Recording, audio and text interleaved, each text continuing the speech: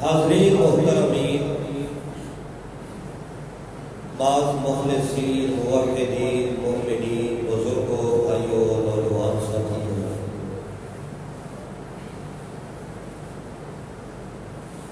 اللہ وند قدوس نے تخلیق کائنات کے ابتدائی مرحلے سے تخلیق انسان تک زمین اور آسمان میں جو کچھ پیدا فرمایا ہے وہ سب کچھ اللہ نے انسان کی فلاح و بہبود اور نفع کے لیے پیدا فرمایا۔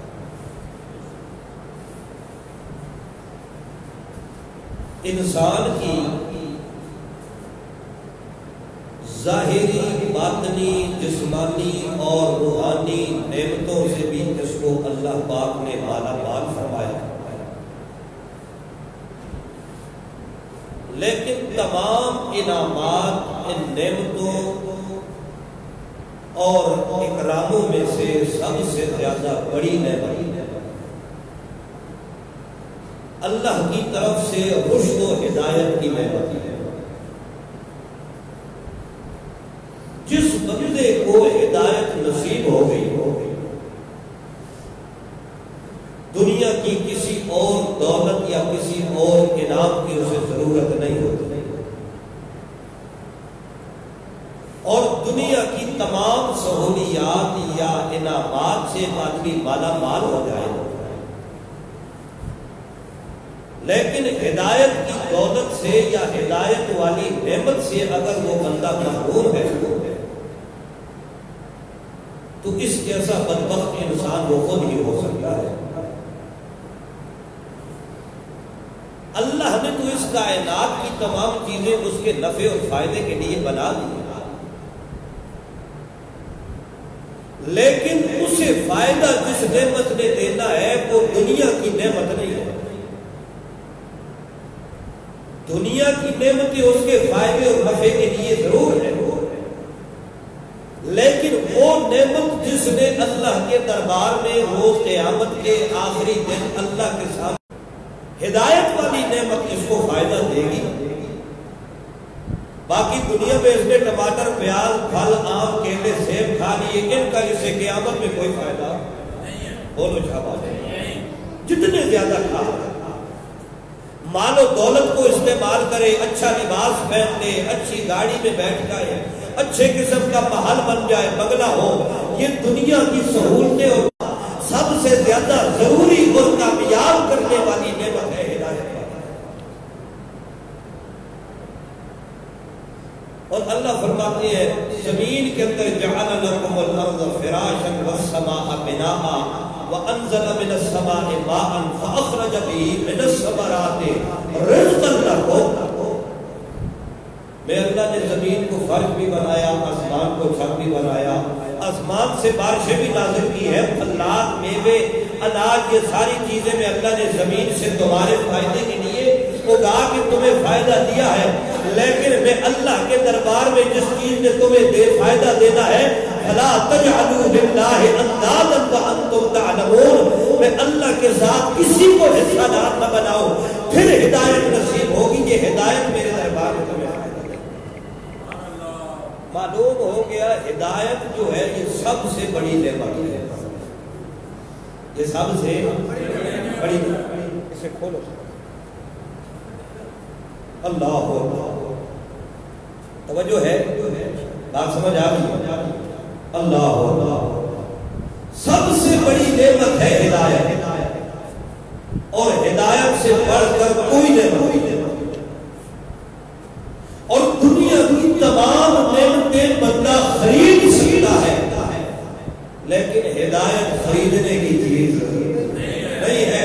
بازار میں کمپار لگا ہوا ہے، ہر نعمت پیسے دے کر خریدی جا سکتی ہے، محنت کر کے خریدی جا سکتی ہے، کوشش اور صبر اور صحیح کر کے خریدی جا سکتی ہے، حاصل کی جا سکتی ہے، لیکن ہدایت وہ نعمت ہے جسے بندہ خرید کر حاصل نہیں کر سکتا، کوشش کر کے نہیں حاصل کر سکتا، محنت کر کے نہیں حاصل کر سکتا۔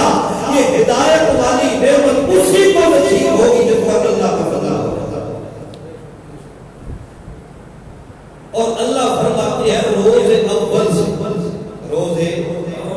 اول سے میں اللہ نے جب اپنے پیغمبر آدم علیہ السلام کو اور ساتھ میں ابلیس کو بھی جب زمین پہ اللہ نے اتارا تو میں اللہ نے کیا کہا؟ اہبطوا منہا، اس جنت سے اتر جاؤ زمین پر، اہبطوا منہا جميعا، سارے کے سارے زمین پہ اتر جاؤ، لیکن یاد رکھنا فَإِمَّا يَأْتِيَنَّكُم مِّنِّي هُدًى فَمَن تَبِعَ هُدَايَ فَلَا خَوْفٌ عَلَيْهِمْ وَلَا هُمْ يَحْزَنُونَ۔ او میرا آدم پیغمبر، تو بھی، تیرے ساتھ یہ شیطان ابلیس بھی، تیری بیوی حوا بھی زمین پہ گزر جاؤ، لیکن یاد رکھو فَإِمَّا يَأْتِيَنَّكُم مِّنِّي هُدًى، جب تمہارے پاس میں اللہ کی طرف سے ہدایت آ جائے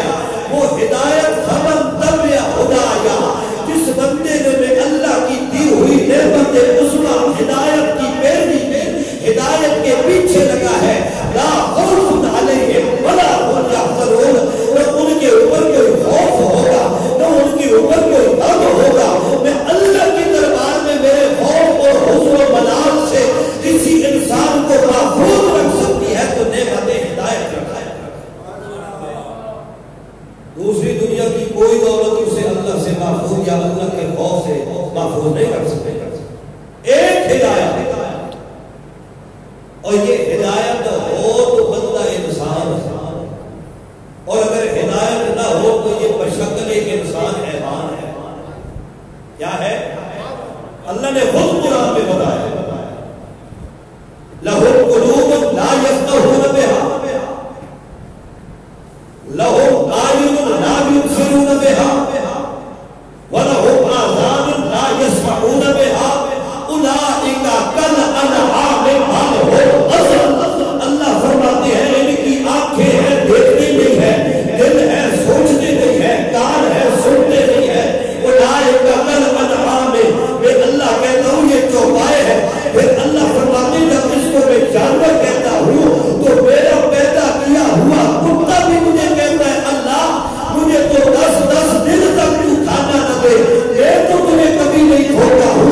یہ کھاتا بھی تیرا ہے، کھوتا بھی تجھے ہے. کھاتا تیرا ہے، تب سجدے قبروں کو کرتا ہے. کھاتا تیرا ہے، سجدے پتھروں کو کرتا ہے. کھاتا تیرا ہے، چادریں پیروں پہ چڑھاتا ہے. کھاتا تیرا ہے، چادریں قبروں پہ چڑھاتا ہے. اللہ میں تو تیری شکایت نہیں کرتا ہوں، یہ تیری شکایتیں کرتا ہے. اللہ فرماتے ہیں او میرے پیدا کیے ہوئے کتے، میں تیرے ساتھ بھی اس کو برابر نہیں کروں گا. اور ہم اصل یہ کتے سے بھی بڑے. معلوم یہ ہوا ہدایت دنیا کی سب سے بڑی نعمت ہے، اور اس ہدایت کی نعمت کو اللہ نے تقسیم کرنے کے لیے انبیاء علیہ السلام کو بھیجا. صحیفے دیے، آیاتیں دی، تختیاں دی. اللہ نے آیاتیں نازل کی، صحائف آئے. تمام انبیاء نے اسی ہدایت کے لیے اس دنیا کے اندر دعوت دی لوگوں کو. لیکن جب اللہ نے اس دنیا کی عورت انبیاء کے سلسلے کو بند فرمانے کا ارادہ کیا، اللہ نے جو ہی ارادہ انبیاء کے سلسلے کو ختم کرنے کا، بند کرنے کا کیا ہے، پھر ایک کامل ہدایت کی ضرورت تھی، ایک مکمل ہدایت کی ضرورت تھی. اس ہدایت کی شکل میں اللہ نے اس قرآن کو دنیا میں بھیجا. قرآن کے بعد کوئی ہدایت پھر نہیں. یہ سب سے زیادہ آخری ہدایت ہے. اور پھر بڑی عجیب بات، آپ قرآن مقدس کا مطالعہ کریں گے تو آپ کو پتہ چلے گا. ہر جمعے کو آپ سنتے ہیں پھر کہتے ہیں جی قرآن ہی قرآن کرتے ہیں، جی قرآن ہی قرآن ہی قرآن، اور کوئی بات ہی نہیں کرتے. آؤ ذرا قرآن سے پوچھتے ہیں کہ قرآن ہی قرآن کیوں ہے. اور یہ قرآن اس لیے قرآن ہے کہ یہ سب سے زیادہ پڑھی جانے والی ہے. دنیا کی کوئی کتاب اتنی نہیں پڑھی جاتی جتنا قرآن پڑھا جاتا ہے.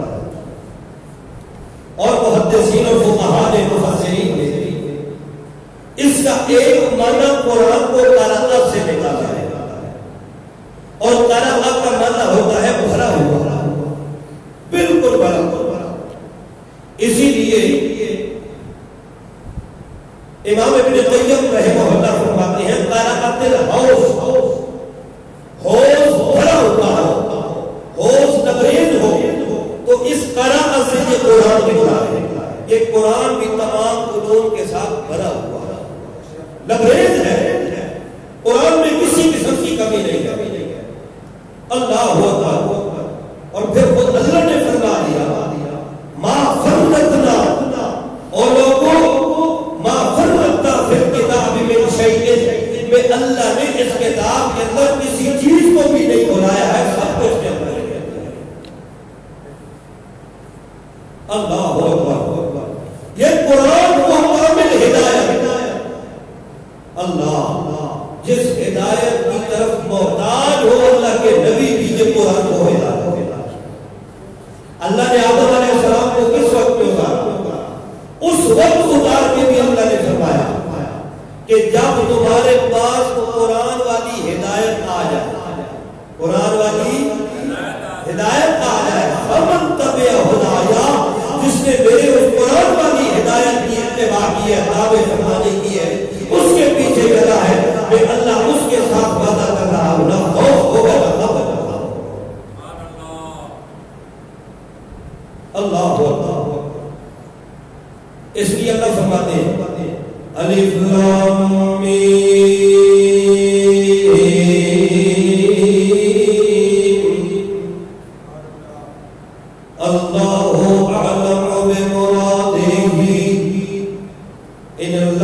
کا معنی اللہ ہی جانتا ہے، ان کا معنی اللہ ہی جانتا ہے۔ کچھ لوگ کہتے ہیں ان کا معنی اللہ اور اللہ کا رسول جانتا ہے، اللہ اور اللہ کا اور رسول نہ جانے، اللہ ہی جانتا ہے۔ ان کا معنی اگر رسول جانتا تو اللہ فرماتے وما هو علی الغیب بضنین، میرا پیغمبر غیب پر بصیر نہیں ہے، میرا پیغمبر جانتا ہوتا تو تمہیں بتاتا، میرے پیغمبر نے نہیں جو بتایا تو میرے پیغمبر کو بھی پتا نہیں ہے۔ گویا جو کہتا ہے پیغمبر کو پتا ہے وہ پیغمبر کو بخیل مانتا ہے، ہم تو پیغمبر کو بخیل نہیں مانتے، نہیں کہتے۔ اللہ فرماتے ہیں الف لام میم اللہ اعلم بمرادہ۔ مختلف مفسرین نے اس کی مختلف توجیہات ذکر کی ہیں، لیکن وہ طالب علموں کے لیے سب سے جامع معنی یہ ہے کہ ان الفاظ کا معنی کون جانتا ہے؟ اللہ جانتا ہے۔ پھر کوئی بندہ یہ کہہ دیا اگر اللہ جانتا ہے تو پھر ادھر لکھنے کا کیا مطلب ہے؟ ادھر لکھنے کا کیا مطلب ہے؟ اللہ کے پاک پیغمبر فرماتے ہیں جس بندے نے قرآن کا ایک حرف پڑھا اس کو ایک حرف کے بدلے 10 نیکیاں نصیب ہوتی ہیں۔ لا اقول الف لام میم حرف، میں محمد یہ تو نہیں کہتا ہوں الف لام میم حرف ہے، بلکہ الف حرف لام حرف ومیم حرف۔ الف بھی ایک حرف ہے، لام بھی ایک حرف ہے، میم بھی ایک حرف ہے۔ اگر اس کا معنی کچھ بھی پتہ نہ ہو تو 30 نیکیاں 30 نیکیاں تو مل گئی، یہ تھوڑا فائدہ ہے۔ لیکن بڑے افسوس کی بات یہ ہے آج لوگوں کو نیکیوں کی ضرورت نہیں، نیکیوں کی ضرورت نہیں ہے۔ ہاں کوئی دیتا بھی ہے تو اس کی کوشش یہ ہوتی ہے کہ انٹرنیٹ پہ آ جائے کہ فلاں نے کچھ دیا ہے۔ آج تو عبادت اس غرض سے کی جاتی ہے، عبادات اس نیت سے نہیں کی جاتی کہ ثواب ہو جائے، نیکی ہو جائے، نہ لوگوں کو پتہ چل جائے حاجی صاحب عمرے کے لیے گئے، حاجی صاحب پورے وفد کو۔ آج تک تو محلوں میں یہ مقابلہ ہو گیا، ہمارے محلے میں بھی یہ مقابلہ لگا ہوا ہے۔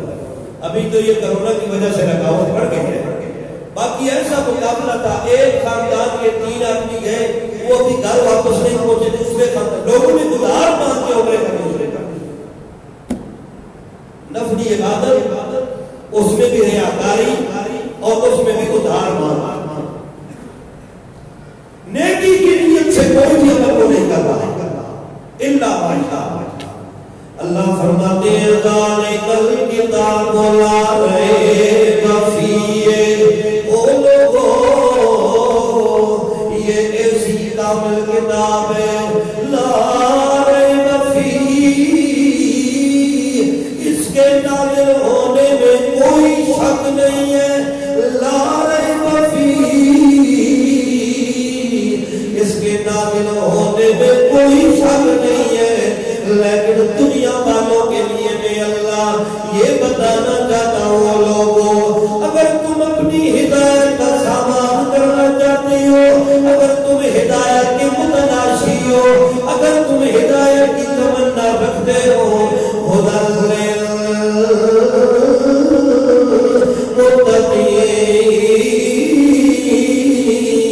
للمتقین، یہ قرآن متقین کے لیے ہدایت ہے، یہ تقوی والے لوگوں کے لیے ہدایت کی توفیق ہے۔ انہی لوگوں کو ہدایت کی توفیق ہوتی ہے جن کے دلوں کے اندر تقوی موجود ہو۔ یوں اگر ہدایت کی توفیق معنی نہ کیا جائے تو پھر معنی اس کا فٹ نہیں آتا۔ ہدی للمتقین، قرآن متقین کے لیے ہدایت ہے۔ اگر متقین کے لیے ہدایت ہے تو پہلے سے ان کے پاس ہدایت نہیں، اگر پہلے سے نہیں تو وہ متقین کیسے بنے؟ اگر پہلے سے ان کے پاس ہدایت موجود نہیں ہے پھر وہ متقین کیسے بنے ہیں؟ متقین ہدایت کا معنی یہاں پہ ہے توفیق، ہدایت کی توفیق اسی کو ہوتی ہے جس کے دل میں خوف خدا ہوتا ہے، جس کے دل میں اللہ کا ڈر ہوتا ہے، اور جو اپنے پیروں سے ڈرتا ہے، ننگوں سے ڈرتا ہے، اپنے مولویوں سے ڈرتا ہے، اپنے اکابرین کی کتابوں کے لکھے ہوئے کٹوروں قولوں سے ڈرتا ہے، اسے ہدایت ہے۔ ہاں کیوں؟ اس کے سامنے جب بھی قرآن کی آیت آتی ہے وہ کہتے ہیں ہمارے بزرگ تو یوں نہیں کہتے نا، ہمارے بڑوں نے تو یہ نہیں لکھا نا، وہ فلاں نے لکھ دیا اتنا بڑا عالم ہے، وہ فلاں نے لکھ دیا اتنا بڑا شیخ الحدیث ہے، وہ فلاں نے لکھ دیا اتنا بڑا مناظر اسلام ہے، وہ فلاں نے لکھ دیا اتنی بڑی شخصیت ہے، وہ جبل العلم ہے، علم کا پہاڑ ہے، اس نے یہ لکھ دیا۔ بھلا قرآن کی آیت کو آپ کہہ رہے ہیں آپ کو قرآن کی آیت نہیں سمجھ آئی، اس نے ٹھیک ہے پھر سمجھ جاؤ اس پہ مور لگ چکی ہے، اسے ہدایت نہیں مل سکتی۔ اللہ فرماتی ہے ذالک الکتاب، یہ وہ کامل کتاب ہے، یہ وہ عظمت والی کتاب ہے، لا ریب فیہ، اس کے نازل ہونے میں کوئی شک نہیں ہے، کوئی شبہ نہیں ہے، یہ منزل من اللہ ہے، اللہ کی طرف سے آنے میں کوئی شک نہیں ہے۔ اللہ فرماتی ہے ھدی للمتقین، یہ متقین کے لیے توفیق ہدایت سیدھے راستے بتا رہی ہے۔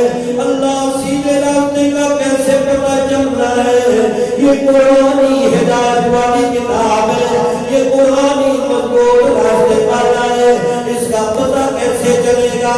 اللہ فرماتی ہے سورہ بنی اسرائیل کے اندر 15واں پارہ ہے، سورہ بنی اسرائیل ہے، 15ویں پارے میں سورہ بنی اسرائیل میں اللہ کریم فرماتی ہے ان ھذا القرآن یہدی للتی ہی اقوم، او لوگو یہ وہ قرآن ہے، ھذا القرآن یہ ایسا قرآن ہے، یہدی للتی یہ قرآن اس راستے کی طرف بلاتا ہے، یا اقوام جو اتنا مضبوط ہے، اتنا پکا راستہ ہے جس میں گزرنے کا تصور بالکل سرے سے پیدا نہیں ہو سکتا، اتنا اعلیٰ راستہ ہے، اس میں تفصیل کا صیغہ اللہ نے ذکر کیا ہے۔ اللہ فرماتے ہیں یا اقوام اتنا افضل اور اعلیٰ راستہ قرآن والا ہے، دنیا کی تمام کتابوں کے اندر گمراہی کا شائبہ پا سکتا ہے، ان کے اندر مغالطے کا شائبہ پیدا ہو سکتا ہے، ان کے اندر مغالطے کا شائبہ پیدا ہو سکتا ہے، لیکن قرآن ایسا راستہ ہے یہدی للتی ہی اقوام، یہ ایسے راستے کی طرف بلاتا ہے جس کے نیچے کوئی کھوکھلا پن نہیں ہے، جس کے اندر کوئی کمزوری نہیں ہے۔ دوسرے راستوں پہ کرو گے ہو سکتا ہے کسی مقام کے اوپر جا کے تمہیں پشیمانی ہو جائے، تمہیں ندامت کا سامنا کرنا پڑ جائے، لیکن قرآن ایسا راستہ ہے اس پہ چلنے والا کبھی ندامت کا سامنا نہیں کرتا۔ یا اقوام، اور اللہ نے دوسرے مقام پہ فرمایا ہے لَقَدْ خَلَقْنَا الْإِنسَانَ فِي أَحْسَنِ تَقْوِيمٍ، میں اللہ نے انسان کو بہترین تقویم کے اندر، بہترین پیدائش کے اندر پیدا کیا ہے۔ وہاں پہ اللہ نے تقویم فرمایا، یہاں پہ اللہ نے اقوام فرمایا۔ تقویم کے مقابلے میں اقوام کے اندر زیادہ مبالغہ ہے، زیادہ فضیلت ہے۔ اللہ فرماتی ہے قرآن اتنا مضبوط ہے کہ بندے کی اپنے تسلسل کے اندر، بندے کی اپنے حوصلے کے اندر شکست پیدا ہو سکتی ہے، اپنے حوصلے کے اندر کمی آ سکتی ہے، میرے قرآن کے راستے کے اندر کمی نہیں آ سکتی۔ اتنا مضبوط راستہ یہدی للتی ہی اقوام۔ اللہ جب اقوام راستہ ہے قرآن والا، اتنی اعلیٰ ہدایت، پھر اللہ بھلا یہ کن لوگوں کا نصیب ہے؟ اللہ فرماتی ہے وَيُبَشِّرُ الْمُؤْمِنِينَ، یہ ایمان والوں کے لیے خوشخبری ہے۔ او ایمان والوں، تمہیں یہ قرآن والا راستہ مل جائے، سمجھو تمہیں خوشخبری مل گئی ہے، تمہارے لیے مبارکباد ہے۔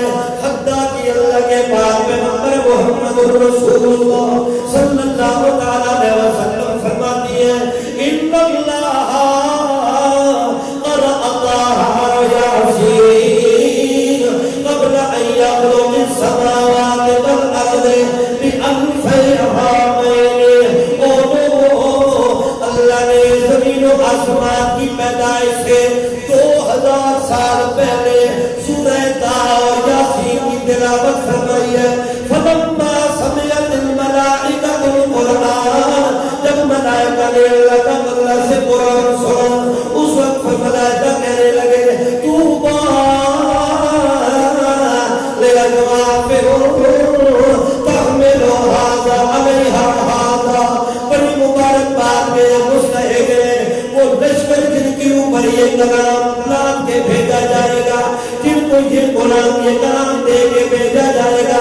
طوبیٰ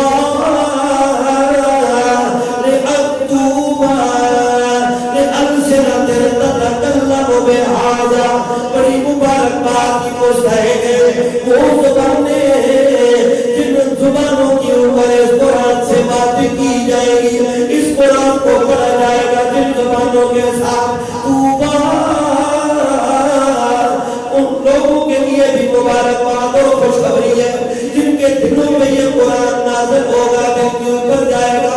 معلوم یہ ہو گیا وَيُبَشِّرُ الْمُؤْمِنِينَ، ایمان والے وہی ہوتی ہیں جو اقوام بات پہ عمل کرتی ہیں، ایمان والے وہی ہوتی ہیں جو اقوام قرآن پہ عمل کرتی ہیں۔ جو قرآن والی ہدایت پہ عمل نہیں کرتا وہ مومن نہیں ہو سکتا،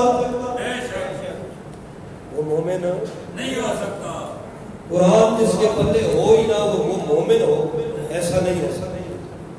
اللہ فرماتے یہدی للتی ہی اقوام ویبشر المؤمنین، لوگوں یہ اقوام کتاب جو بات بتا رہی ہے اس میں عمل کرنے والا مومن ہو سکتا ہے۔ یہ قرآن ایمان والوں کے لیے خوشخبری ہے تے جس نے سامنے قرآن دی آیت پڑھو تے اگوں تے متھے وچ وٹ پے چلو تو مومن ہے کہ بے ایمان ہے؟ بولو، قرآن کی آیت پڑھی جائے، قرآن کا عقیدہ پڑھا جائے، وہ پھر کسی کا قول کٹورا اٹھا دے، وہ المحمد المسند کو اٹھا دے اور کہے کہ ہمارے اکابرین نے یہ عقیدہ دیکھ لیا ہے، 300 علماء کے دستخط موجود ہے۔ اللہ فرماتے ہیں لعنت تیرے علماء کے اوپر وہ قرآن کے خلاف فیصلے کرے۔ قرآن اقوام کتاب ہے، قرآن اقوام عقیدہ بتاتا ہے، قرآن اقوام راستہ بتاتا ہے۔ تو اقوام کو چھوڑ کر مولویوں کے پیچھے بھاگ رہا ہے، تیرے جیسا بےمان تو ہو وہ کوئی نہیں سکتا۔ پھر کہتے ہیں جی اکابرین کے گستاخ ہیں جی، علماء دیوبند کے گستاخ ہیں جی، یہ علماء دیوبند نہیں، یہ علماء دیوبند، اور اگر ہیں تو دور سے سلام ہے علماء دیوبند۔ ایسے عقیدوں کو دور سے سلام ہے، ہمیں قرآن کے خلاف عقیدہ نہیں چاہتے۔ ہم کیا جانے شخصیات کو دیوبند کیا ہے، بریلوی کیا ہے، اہل حدیث کیا ہے، مقلد کیا ہے، غیر مقلد کیا ہے؟ سب سے پہلے اہم ہے اللہ کا قرآن ہے۔ قرآن کے بعد کوئی بات کرے تو پھر ضروری مسائل کے اندر بات کی جا سکتی ہے۔ قرآن کے بارے میں تو ہم صحابی کا نظریہ بھی قرآن کے خلاف ماننے کے لیے تیار نہیں۔ تم المحند علی المفند کو کہاں سے اٹھا کے لے آئے؟ المحند علی المفند، اور یہ عقائد کی کتاب ہے، ان لوگوں نے اس کو عقائد کی کتاب بنایا۔ پاکستان کے اندر بیٹھ کر 300 علماء کتاب لکھ رہے ہیں یا 300 علماء اس کے اوپر دستخط کر رہے ہیں اور لوگ کہتے ہیں یہ عقائد کی کتاب۔ اچھا پھر سعودیہ والے جو اس کو استعمال نہیں کرتے وہ گمراہ مر گئے، یا المحند المفند سے پہلے جو لوگ مر گئے وہ کس دین پہ مر گئے؟ یہ بات کی لکھی ہوئی پاکستان کی پیداوار ہے۔ سب سے زیادہ اہم اقوام اور ہدایت کا خزانہ ہے تو وہ اللہ کا قرآن۔ اللہ کے قرآن کے مقابلے میں کسی موضوع کی بات قابل قبول نہیں ہے. خود اللہ کے پاک میں اللہ حضرت سیدنا فاروق اعظم رضی اللہ تعالیٰ عنہ مسجد کے اندر مسجد نبوی میں فیصلہ کر دیے. فیصلہ یہ ہوتا ہے کہ عورتوں کا مہر میں 2 ہونا چاہیے. ایک حد سے زیادہ مال مقرر نہیں ہونا چاہیے. یہ اچھی بات نہیں. آج کل کے دور میں بھی ہوتا ہے. کوٹھی لکھو, سونا لکھو, جتنا لکھو, گاڑی لکھو, فلاں لکھو, فلاں لکھو. جب تک پلاٹ نہیں ہوگا. اچھا مرد رہے نہ رہے پلاٹ رہنا چاہیے. کئی لوگ کہتے ہیں کوئی پتہ نہیں چلتا نا, جو آپ کا بیٹا ہے کچھ پتہ نہیں چلتا. یہ اگر کبھی فوت ہو جائے, اچھا فوت ہو جائے تو پھر پلاٹ خاموشی ہوتا. بے وقوف جہاں کی بے دینی ہے. یہ دینداری نہیں, بے دینی ہے. وہ جب مرد نہیں رہا تو پلاٹوں کا کیا فائدہ. اللہ حضرت فاروق اعظم رضی اللہ تعالیٰ عنہ مسجد کے اندر صحابہ کرام کے ساتھ بیٹھ کے مشورہ ہو رہا ہے. ایک حد پہ, ایک لمٹ پہ ہونا چاہیے مہر. اس حد سے زیادہ مہر نہیں ہونا چاہیے. جو ہی فیصلہ کر کے مسجد سے باہر نکل دیے. ایک عورت نے سورہ نساء کی آیت پڑھ دی. سورہ نساء کی آیت پڑھنے کے لیے اللہ تو فرماتی ہے اگر کوئی مرد اپنی عورت کو خزانہ دے دے. آیت کس طرح ہے؟ ہاں, اگر کوئی مرد اپنی عورت کو خزانہ دے دے تو اس سے داتا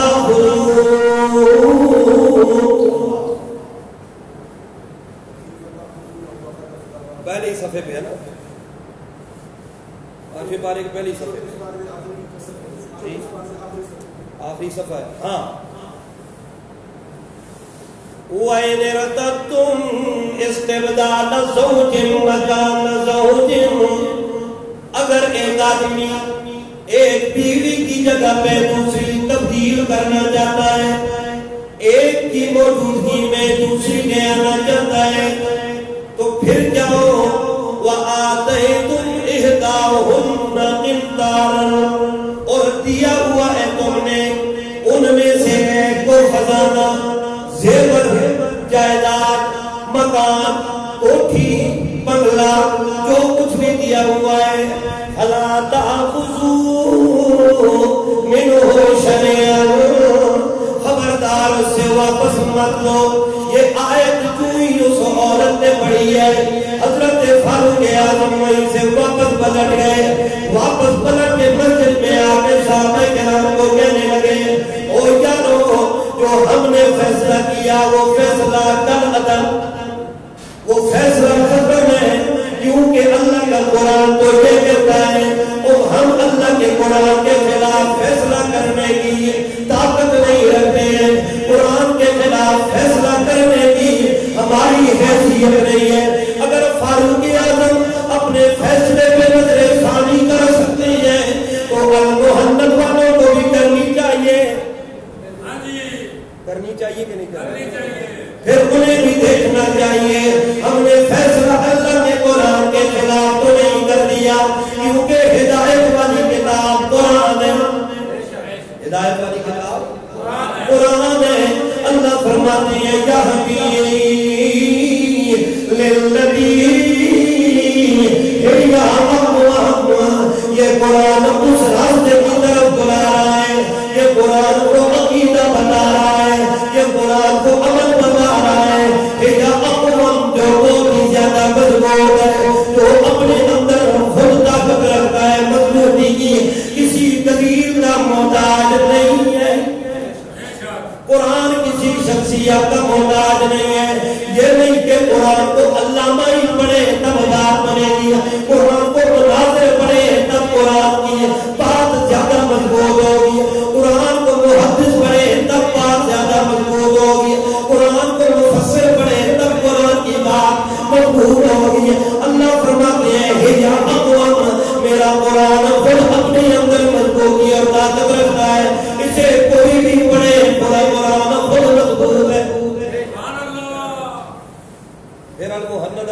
گئے المحند المفند. اور ہمارے مولویوں کو شرم آتی ہے, بڑے افسوس کی بات ہے, جو ہمارے مولوی جو ہے نا ہماری جماعت والے, ان کو بھی ان کتابوں کا نام لیتے ہوئے شرم محسوس کرتے ہیں, حالانکہ ایسا بالکل بھی نہیں ہونا چاہیے.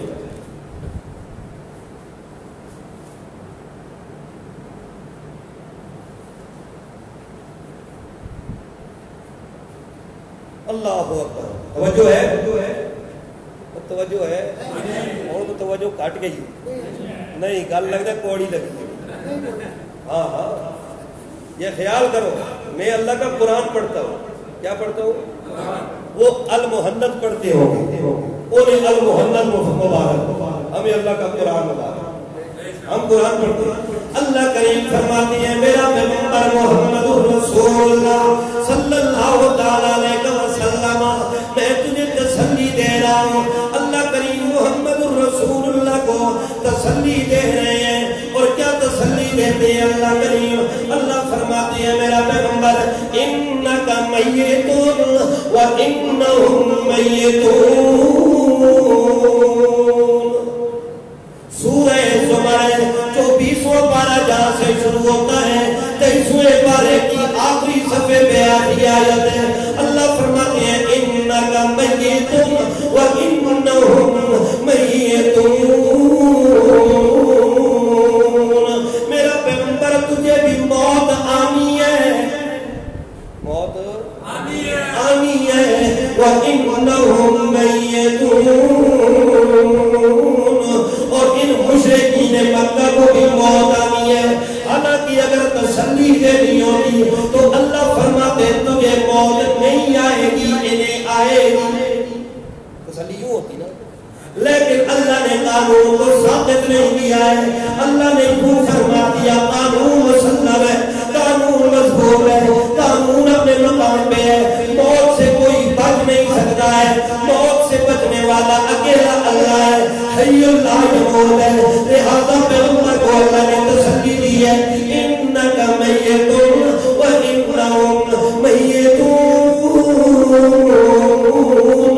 تجھے بھی موت آئے گی میرا پیغمبر, اور ان قریشیوں کو بھی موت آئے گی. یہ تو کہتے ہیں محمد کے اوپر موت آ جائے گی, ہم اپنے مشن میں کامیاب ہو جائیں گے, محمد کی دعوت کا سلسلہ رک جائے گا. اگر تیرا سلسلہ رکے گا موت ان کو بھی آئے گی, سلسلہ ان کا بھی رک جائے گا. اب قرآن کہتا ہے تجھے موت آئے گی, یہ کہتے ہیں جی موت آئی نہیں, موت جی موت آئی ہے تو پھر ایسا ہے نا, روح اور جسم کے درمیان, جسم اور کفن کے درمیان روح اٹک گئی, ادھر اٹک گئی. اور پھر یہ 3 دن جو حجرہ مبارک میں اللہ کے پاک پیغمبر دفن سے پہلے رہے, یہ روح پھرتی رہی, کوئی جگہ اچھی نہیں لگی, اللہ کو کوئی مناسب جگہ نہیں ملی. اللہ نے واپس لوٹا کے جسم میں ڈالا. اچھا, جب اللہ کے پیغمبر کے جسم میں روح کو نہیں ڈالا گیا تھا تب روح کدھر تھی؟ جب جسم میں روح کو ڈالا ہی نہیں تھا اللہ نے تو روح کدھر تھی؟ تو کوئی مقام تو تھا نا روح کا, تنی کدھر سے باتیں دے دیتے. پھر صحابہ نے اللہ کے پاک پیغمبر کو قبر میں دفن کیا, کیا سبب میں دفن کیا؟ زندہ یا میت؟ بولو. جو لوگ کہتے ہیں نا نبی زندہ ہے, تو پھر صحابہ پہ ان کا کیا فتویٰ ہے کہ صحابہ نے نبی کو زندہ دفن کر دیا؟ یہ یہودیوں کا عقیدہ ہو سکتا ہے, یہ شیعوں کا عقیدہ ہو سکتا ہے, یہ مرزائیوں کا عقیدہ ہو سکتا ہے, مسلمانوں کا عقیدہ نہیں ہو سکتا. مسلمانوں کا عقیدہ یہی ہے کہ اللہ کے پاک پیغمبر کی ایک زندگی 63 سال کی جو اللہ کے پیغمبر نے گزاری ہے, اس کے بعد اللہ کے پیغمبر کے اوپر موت آ گئی. موت کے بعد پیغمبر کا جسم سلامت, پیغمبر کے جسم کو مٹی نہیں کھا سکتی, لیکن روح کا جسم کے ساتھ ایک گونا تعلق بھی نہیں ہے. جسم کے ساتھ روح کا تعلق نہیں ہے. جو لوگ تعلق ڈالتے ہیں وہ بخاری کو مانتے ہیں قرآن کے منکر, بخاری کو مانتے ہیں قرآن کے بخاری نے لکھا ہے تو آپ کو روح الی جسدہ، اس کے روح کو اس کے جسم کی طرف لوٹایا جاتا ہے، لیکن ہم نے بخاری کی یہ بات نہیں مانتے۔ کیوں؟ قرآن کہتا ہے یمسک الذی قضی علیہ الموت ویرسل الاخری الی اجل مسمى، جس پر میں اللہ موت کا فیصلہ کر دوں اس کی روح کو روک لیتا ہوں۔ جس کی روح کو اللہ روک لے اس کو کوئی بھیجنے والا نہیں۔ اللہ جس کو روکنے والا مرسل اللہ، اس کو کوئی چھوڑنے والا نہیں ہے، اور جس کو اللہ چھوڑ دے اس کو کوئی روکنے والا نہیں ہے۔ پیغمبر کی روح جسم سے نکل گئی، اللہ کے پاک پیغمبر اپنی قبر مبارک کے اندر میت حالت میں ہے۔ اس پہ اہل سنت والجماعت کا اجماع، اتفاق، اتحاد ہے۔ امام ابو حنیفہ رحمہ اللہ کا یہی مسلک ہے، اور فقہ حنفی کی کتاب ہدایہ جو ہر مدرسے کے اندر فقہ کی پڑھائی جاتی ہے، اس کے اندر لکھا ہوا ہے الآن کما وضع، اب بھی اللہ کے پاک پیغمبر اس طرح ہے جس طرح رکھے گئے تھے۔ اگر پیغمبر کو زندہ رکھا گیا تھا پیغمبر زندہ ہے، اگر پیغمبر کو میت رکھا گیا تھا پیغمبر میت ہے۔ فیصلہ کر لو تم الحمدللہ، نہ حنفیو نہ اہل سنت والجماعت ہو، نہ تمہارا فقہ حنفی سے کوئی تعلق ہے، اور نہ ہی الحمدللہ تم مسلمان۔ جو ایسا عقیدہ رکھے پیغمبر قبر میں زندہ ہے اور پھر زندہ پیغمبر کو قبر سے نہ نکالے، یہ سب سے بڑا بے ایمان ہے۔ پیغمبر قبر میں زندہ ہو اور پھر اس کو نہ نکالے، یہ کون ہے؟ بے ایمان ہے۔ کیوں؟ آپ کو اطلاع مل جائے سرکاری قبرستان میں سیکٹر 3 میں قبر کے اندر ایک زندہ آدمی دفن ہے، کیا کریں گے آپ؟ نکالیں گے نا۔ یہ حکم بھی ہے شریعت کا کہ اگر زندہ کہیں پہ درگور تم نے پا لیا ہے، تمہیں پتہ چل گیا کہ یہاں پہ کسی زندے کی آواز ہے اور زندہ ہے، تو اس قبر کو کشا کرو، قبر کو کھولو اور زندے کو باہر نکالو۔ بڑے افسوس کی بات ہے، تم عاشق رسول ہو، پیغمبر زندہ قبر میں دفن ہے اور بے ایمانوں بیٹھے ہوئے باہر سے جا کے درود و سلام پڑھ کے آ جاتے ہو، تمہیں پتہ بھی ہے پیغمبر اندر زندہ ہے، نکالتے کیوں نہیں ہو؟ یاد رکھو یہ لوگ بہت بڑے چور ہیں، اور یہ ہمارا نام بدنام کرتے ہیں۔ یہ علماء دیوبند میں سے نہیں ہے، یہ مماتی ٹولہ ہے۔ الحمدللہ ہم مماتی ہیں، ہم کیا ہیں؟ مماتی ہیں۔ ہم پیغمبر کی موت میں صحابہ نے دستخط کیا، شریعت نے دستخط کیا، ہم پیغمبر کی موت میں دستخط کرنے والے ہیں، اور پیغمبر کی موت کو موت ماننا ہی ایمان ہے۔ موت کو موت ماننا ایمان ہے۔ پیغمبر کی موت کو زندگی کہنے والا بے ایمان ہے، اور زندگی کو موت کہنے والا بے ایمان ہے۔ صحابہ کرام اللہ کے پاک پیغمبر کی غم کے اندر، بچھڑنے کے اندر رونے والے، کئی دن کھانے نہیں کھائے صحابہ کرام نے۔ اللہ کے پاک پیغمبر بچھڑ گئے ہم سے، زندہ پیغمبر ہوتا اس کو صحابہ چھوڑتے تھے قبر میں؟ اور میں تو بڑا حیران ہوں اس بات پہ، حالانکہ یہ موقع نہیں تھا اس بات کا، لیکن کل ایک آدمی پرسوں میرے پاس سے ہم کو آیا، ہمارے پاس ادھر مین چوک کے اندر ایک آدمی ہے، مزدوری کرتا ہے، ٹریکٹر ٹرالیوں کا کام ہے اس آدمی سے اس نے پوچھ لیا کہ آپ نماز کدھر پڑھتے ہیں؟ جمعہ میں مولانا جمشید صاحب کی بات کرتے ہیں، اور چھوڑو اس کے پیچھے نہ جایا کرو، مماتی ہے۔ سارا دن کو وہ لوگوں پہ اینٹیں لاد کر ریت لاد کر لے جاتا ہے، اسے پوچھو ٹرالی ٹریکٹر کا پتہ ہوگا، اس سے زیادہ اس کو پتا، لیکن اتنا اس کو پتا ہے کہ مولانا جمشید کے پیچھے نماز نہیں ہوتی۔ یہ تو افسوس ہمیں اپنے مولویوں پہ، مولانا جمشید صاحب کو چاہیے تھا وہ توپ کا استعمال کرتے، لیکن مجھے بڑا افسوس ہے اس فتنے کی سرکوبی اس وقت سے کرنے کی جب سے یہ فتنہ اٹھا تھا۔ اور آپ یاد رکھیں آج سے تقریباً 100-125 سال بعد پہلے پیچھے چلے جائیں، ان کا وجود بھی نہیں ملے، 100 سال پیچھے چلے جائیں، یہ جو عقیدہ ہے اس کی آپ کو بنیاد بھی نہیں ملے گی۔ یہ آپ کی پیداوار ہے، عجم کے اندر پیداوار ہے یہ، اور یہ اپنے ساتھ بہت سے لوگوں کو ہم نوا بناتے ہیں، کہتے ہیں جی ہمارے ساتھ شیعہ کا بھی اس مسئلے میں اتفاق ہے، ہمارے ساتھ بریلویوں کا بھی اس مسئلے میں اتفاق ہے، اور ہمارا بھی ان کے ساتھ اتفاق ہے۔ مبارک ہوئے نے پھر تمہیں مبارک ہو، اچھے لوگوں کا ساتھ ہے تمہارے ساتھ، شیعوں کا، بریلویوں کا، یہ لوگ تمہارے عقیدے کی تمہارے ساتھ تائید کرتے ہیں، یہ تمہاری دلیلیں ہیں۔ قرآن کا عقیدہ یہ ہے ایک دفعہ جس پر موت آ جائے، روح جسم سے نکل جائے، قیامت سے پہلے روح نہیں آتی، قیامت سے پہلے روح نہیں آتی، نہ جمعرات کو آتی ہے، نہ جمعے کو آتی ہے، نہ منگل کو آتی ہے، نہ سوال کو آتی ہے، کسی نے نہیں آتی، مر گیا تو ختم، مر گیا تو ختم۔ ہاں کئی لوگ کہتے ہیں یہ دعائی جو منکر ہوتی، مر گیا تو ختم ہی ہو گیا، تو ختم ہی ہو گیا نا، کیا ہو گیا؟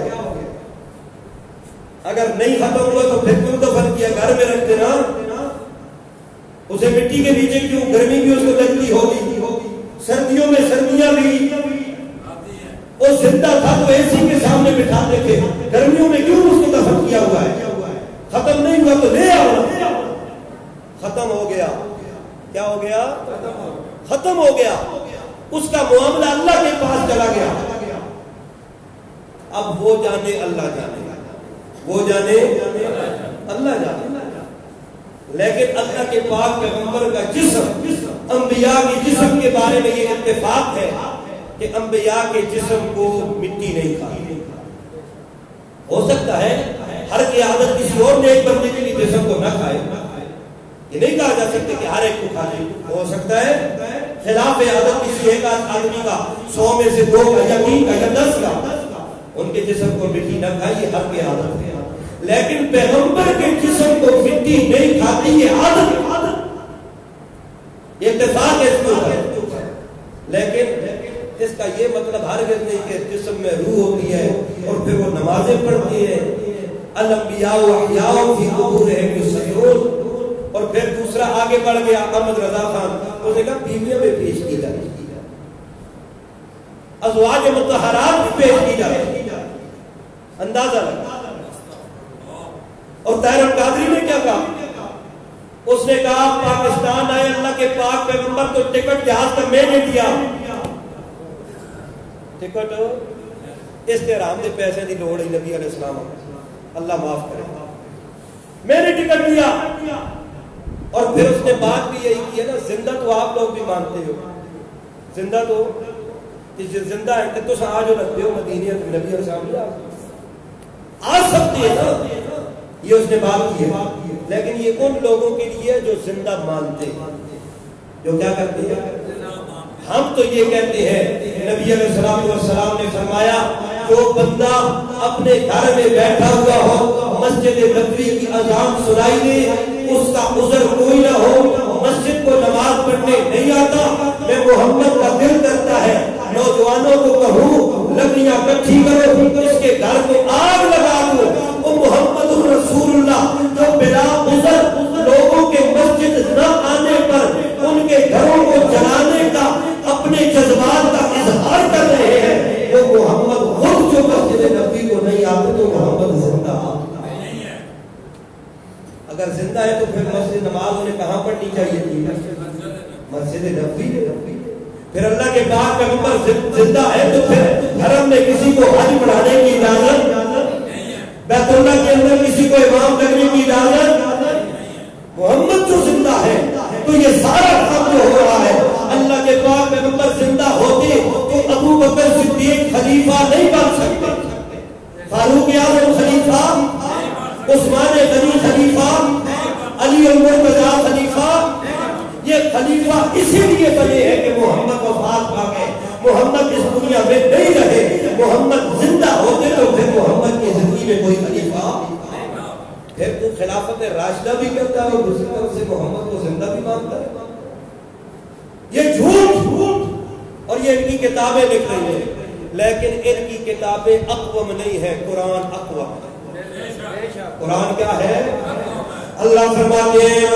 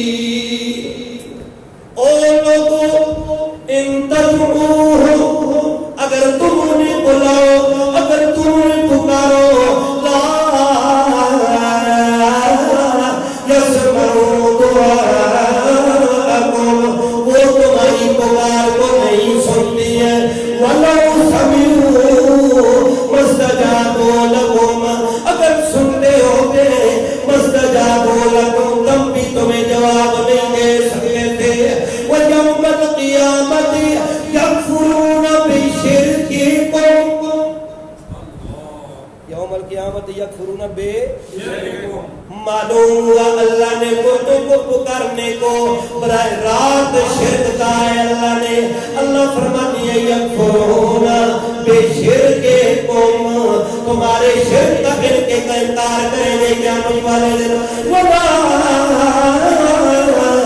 ينبئك مثل خبیر جیسا تجھے وہ خبردار اطلاع اور خبریں دینے والا ہے اس خبردار کی طرح تجھے کوئی بھی اطلاع نہیں دے سکتا اللہ فرماتی ہے لا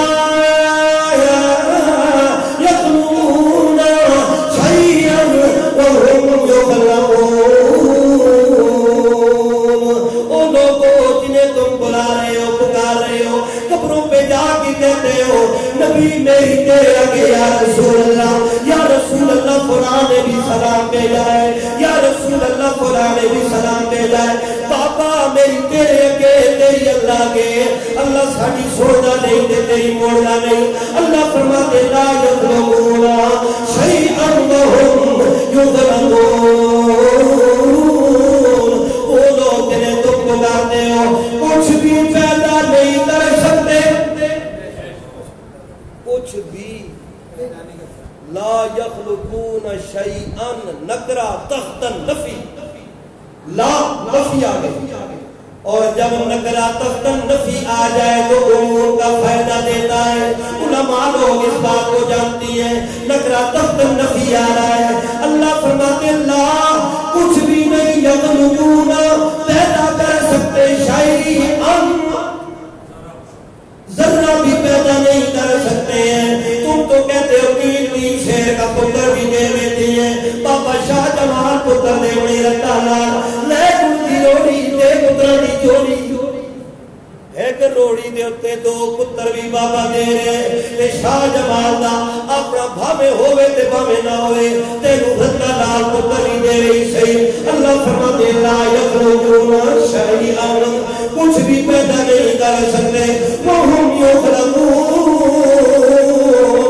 بلکہ وہ خود پیدا کیے گئے ہیں وہ لوگوں تمہارے پیر کو کس نے پیدا کیا تمہارے نبیوں کو کس نے پیدا کیا ولیوں کو کس نے پیدا کیا قبر والوں کو کس نے پیدا کیا تمہارے پیروں کو مولویوں کو استادوں کو اخباروں کو رومانوں کو اقیاء کو اولیاء کو علماء کو اذکیاء کو صلحاء کو مفسرین کو محدثین کو تمام کو پیدا کرنے والا کون ہے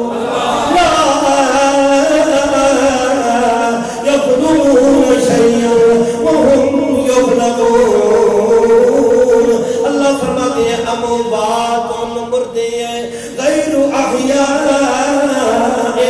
مردے ہیں زندے اموات مردے ہیں غیر احیاء زندگی کی رمت بھی نہیں ہے ان کے اندر وما یشعرون ایان یبعثون انہیں تو یہ بھی نہیں پتا کب زندہ کر کے اٹھائے جائیں وہ جو اپنے حالات سے واقف نہیں ہے تیرے گھر کے حالات سے کیسے واقف ہوں گے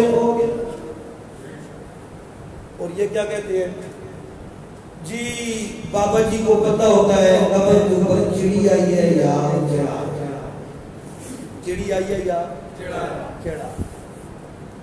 اگر چڑی چڑا جانتا ہے تو پھر تیرے چڑی چڑے کا کیا ہوگا؟ چڑا چڑی تو میرے پاس بھی ہے، تو قبر پہ گیا ہوا ہے. اگر اتنی منو مٹی کے نیچے سے وہ چڑا چڑی دیکھ سکتا ہے تو پھر شلوار کے چڑا چڑی کا کیا پتا کیسے پہچانتا ہے، دیکھتا ہے کہ نہیں دیکھتا. پھر بڑا بے غیرت ہے تو اس کے سامنے ننگا کھڑا ہے. وہ بات سمجھ آ رہی ہے کہ نہیں آ رہی؟ وہ ستھری بات ہے نا قرآن کی.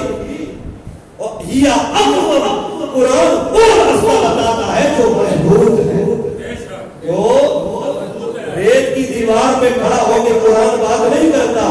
یا حدیث ملتی ہے یا اقوام، قرآن وہ ہدایت بتا رہا ہے، وہ سڑک کو پگڈنڈی بتا رہا ہے. یا اقوام جو اتنی مضبوط ہے، یہ کسی دلیل کا محتاج ہے، یہ کسی گواہ کا محتاج نہیں ہے، یہ کسی حمایتی کا محتاج نہیں ہے. قرآن اپنے دلائل خود بھرے ہوئے کھڑا ہے. اس کی ہر ایک دلیل جو ہوگی وہ اقوام ہوگی. لہذا اللہ فرماتے اموات مردے ہیں غیر احیاء زندہ. اور یہ کیا کہتا ہے کہ زندے ہو جاتے ہیں، پھر جمعرات کو بھی آتے ہیں، نہیں بھی آتے چلو جی زندہ تو مانتے ہیں. جی زندے ہیں نہیں جی، مردے سنتے ہیں، مردے سنتے ہیں.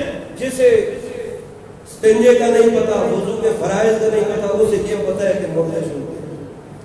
مردے جو عمل سامنے ہو رہا ہے اس کو نہیں پتا، جو غائب ہوا ہے اس کو پتا ہے کہ مردے. اس بیچارے کو کیا پتا تھا؟ وہ میرے استاد فرمایا تھے شیخ القرآن علامہ محمد سعید خان ملتانی اللہ کروڑ حاضر ہونے کا. وہ فرمایا کرتے تھے اس بیچارے مسلمان کو کیا پتا تھا کہ 3 فٹ مٹی کے نیچے یہ مردہ سنتا ہے. یہ مولوی نے بےایمانی اور غداری کی، یہ اس نے اس کو غلط سڑک پہ غلط پگڈنڈی پہ چڑھایا ہے کہ مردہ سنتا ہے. یہ بندہ جو جب دفن کر کے آتا تھا یہ کہتا تھا بس دفن جو کر دیا تو اس کو کچھ بھی پتا نہیں. لہذا میرے بھائیوں، ہدایت ایسی نعمت ہے، ہدایت ایسی نعمت ہے، یہ پیسوں سے نہیں ہوتی ہے. دنیا کی تمام نعمتیں انسان کے دنیاوی فائدے کے لیے ہے، لیکن ہدایت والی نعمت آخرت کے فائدے کے لیے ہے. دنیا کی تمام نعمتیں پیسوں کے ساتھ، کوشش کے ساتھ، محنت کے ساتھ حاصل کی جا سکتی ہے، لیکن ہدایت اللہ کے فضل اور عنابت کے ساتھ ملتی ہے. ہدایت پیسوں کے ساتھ خریدنے کی چیز نہیں ہے. اللہ عمل کی توفیق عطا فرمائے. آخر دعوانا الحمدللہ.